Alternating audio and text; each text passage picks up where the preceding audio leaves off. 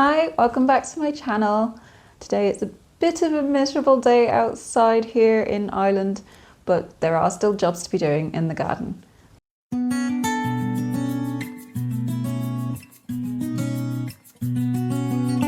Seeing as it's a wet day today, we will be starting on our indoor jobs to do in May. We're going to want to continue sowing our annual flowers like we have been throughout April. We can continue growing our lettuce leaves in succession as well. And also things like beans can go in this month, corn, squash and pumpkins can also start to be grown in May as well.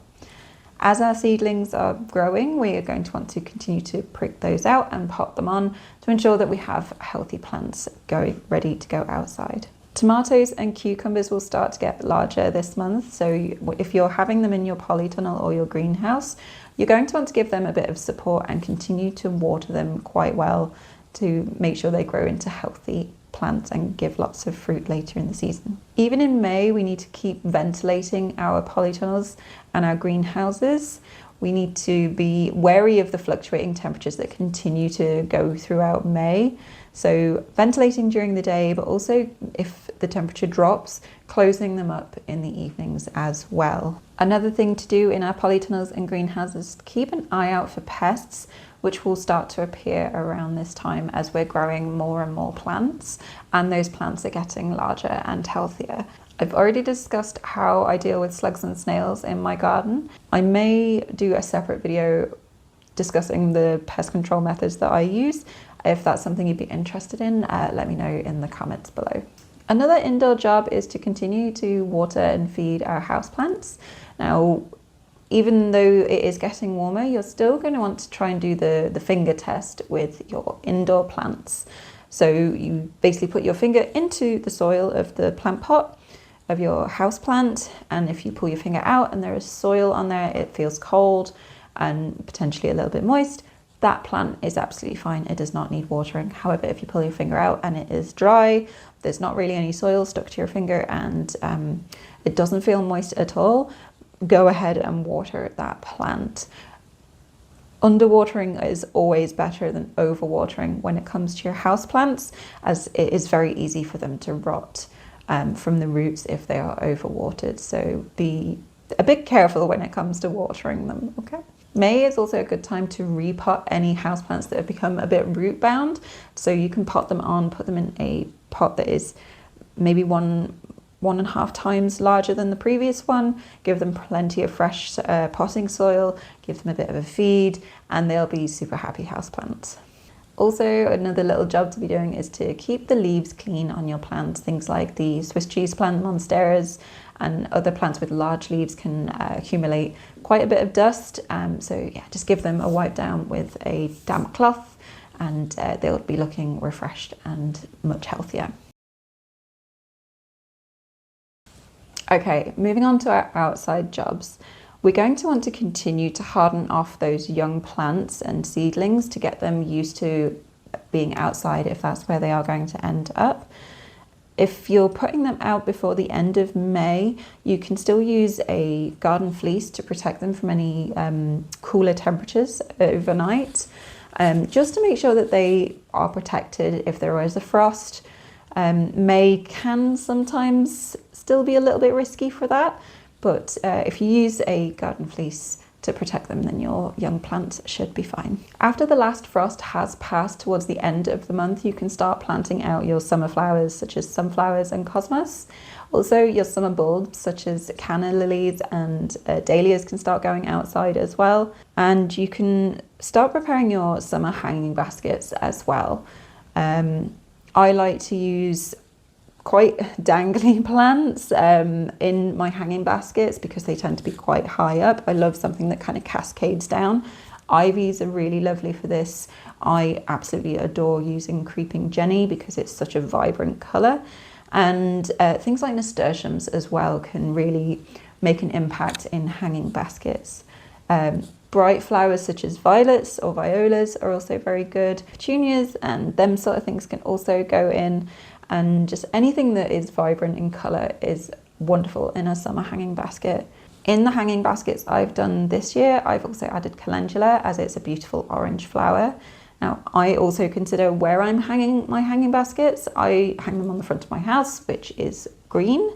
So bright orange flowers really stand out against that. So do consider the colour of the shed or the house or the wall that you're hanging your hanging baskets from, just to make sure those flowers really do pop against the backdrop of whatever you're hanging them from. Your climbing plants will also start to go a bit wild in May as well as the temperatures raise. So you're going to want to give them a bit of support and tie them in a little bit as well. So things like wisterias, clematis and honeysuckle, all of those will need a little bit of support. You need to keep an eye on where they're trailing as well. So making sure you actually train them to go where you want them to go as well. It's good to keep an eye on that in May. As well as planting more things outside, you also need to continue to keep the garden tidy.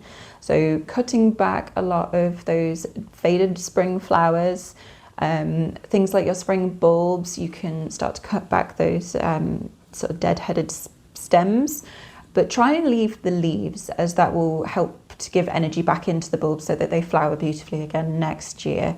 It's also a good idea to give them a bit of a feed as well to encourage that growth as well. You can also give your pots and containers a good feed, and rhubarb as well. May is the month you want to cut back your rhubarb, but once you've cut it back, just give the plant a feed as well to encourage more growth next year. Remember to keep your ponds free of debris as well, as we don't want any algae buildup.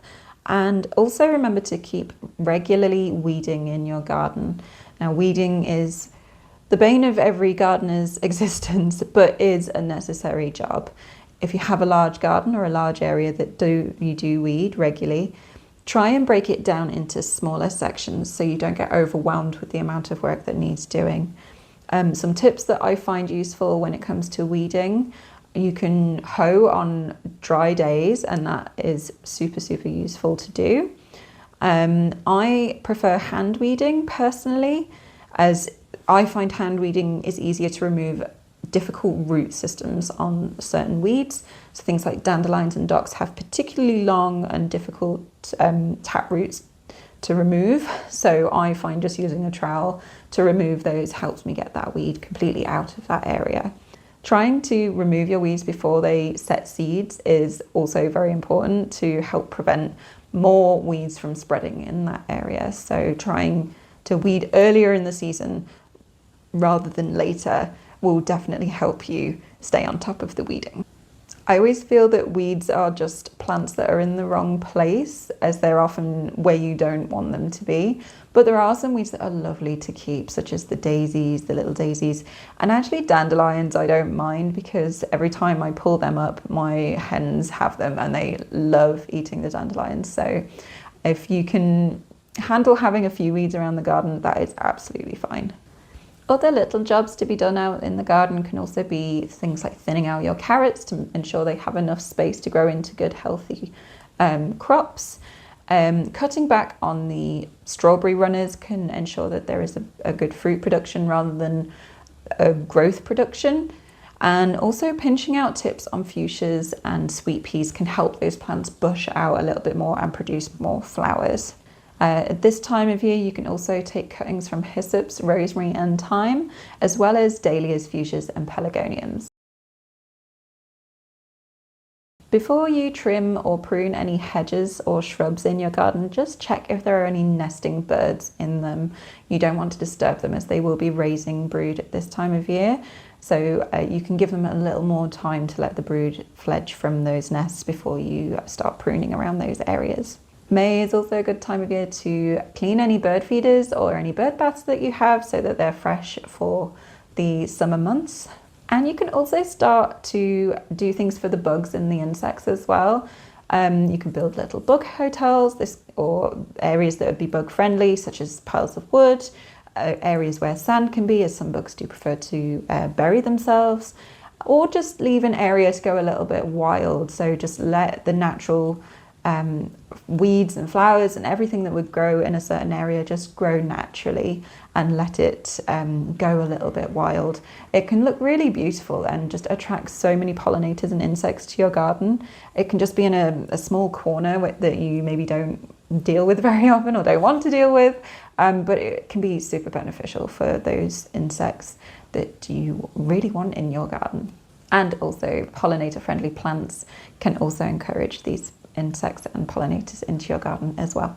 If you're a beekeeper, then you need to continue doing regular checks throughout May, looking out for the queen in particular, but also making sure that there are eggs and that the eggs are growing into healthy looking larvae, and also checking for what stores and what room your hives have. As your brood box starts to fill with eggs and food stores, you may need to add more space onto your hives. You want to add those additional supers once you know that the brood box has started to fill. This will make sure that your colony have plenty of room and plenty of space to expand into. You want to keep an eye out for any queen cups that may turn into queen cells. This will be a sign that they do need more room in the hive and that there is the potential for them to swarm. So keeping an eye out for queen cups and recording it is a super important thing to be doing in May. At the beginning of the month, you can also start to order things you may need later down the line. So any spare nukes that you might need, which are smaller hives that we may use for artificial swarms or to catch swarms that may be happening in the next sort of month or so.